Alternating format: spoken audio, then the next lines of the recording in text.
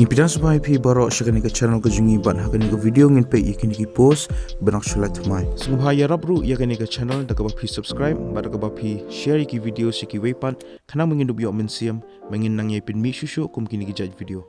Sa follow ru ya ke Instagram kejungi lada kumno pi kom ya like ki video support ke YouTube dan ni pim juyo yaki notifications.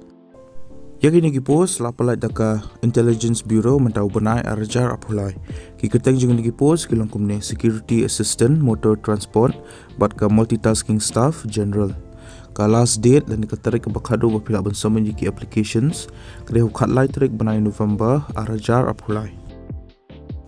Ya ka post security assistant motor transport ka lai spa report artili ar spa aphuitli ki unreserved category reportli ki other backward classes life southly ki schedule caste life hotely ki schedule tribes but khanyotli ki economically weaker section. Kani ka post ka dan vacancy apo Shillong hado pratli ka upper age limit lani ka kerta ka ba hado ka dei arpunyo snam but kan upper age relaxation hado licenam yaki OBC lani ki MOBC candidates but sansnam yaki schedule caste lani ki schedule tribe candidates. Ka salary lani ka tulap ka dei pay level 3 arpuy hajar nyo spa hado 100 hajar shi spa akshi banai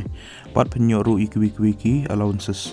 Ke educational qualification kalong kumni pilade ben pendap ya ke kelas 10 le ke matric na ke board of education ke bela recognize pide ru bandan ya ke domicile certificate jang ke state ke bapi ban apply hapo pide bandan ru ya ke valid driving license jang ki motor cars pide bandan ru ke knowledge ha ke motor mechanism bat kumno ban snai ke kali lada don jing thot ki baret ki baria pide bandan ru ke experience ban nya ya ke motor car hado at least shisnam.